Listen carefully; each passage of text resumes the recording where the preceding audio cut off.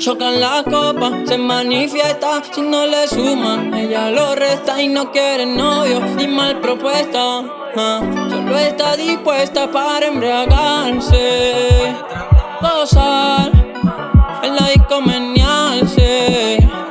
Y si quiere me saca a bailar, manos arriba, pone soltura, de hasta abajo, mueve cintura y cualquiera que se le pegue se lo menea. El que se le pegue se lo menea. Manos arriba, pone soltura, de hasta abajo, mueve cintura y cualquiera que se le pegue se lo menea. El que se le pegue se lo menea. Cuando activa la batidora se pone abusadora. Los hombres todos se ofenden porque ella baila sola. Cualquiera que se pegue, ella se lo controla.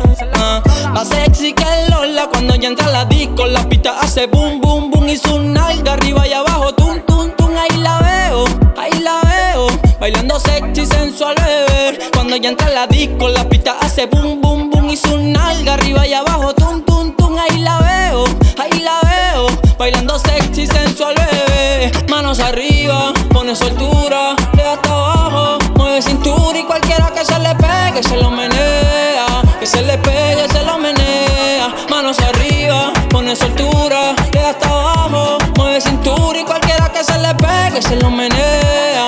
Que se le pegue se lo menea. Se la va con el deseo, fue lo que noté.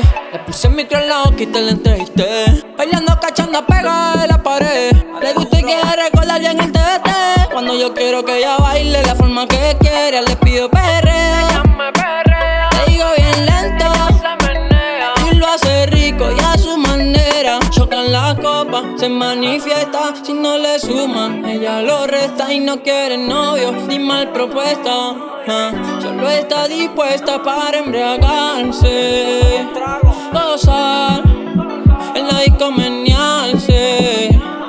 Y si quiere me saca a bailar, manos arriba, pone soltura, de hasta abajo, mueve cintura y cualquiera que se le pegue se lo menea. El que se le pegue se lo menea. Manos arriba, pone soltura, de hasta abajo, mueve cintura y cualquiera que se le pegue se lo menea. El que se le pegue se lo menea.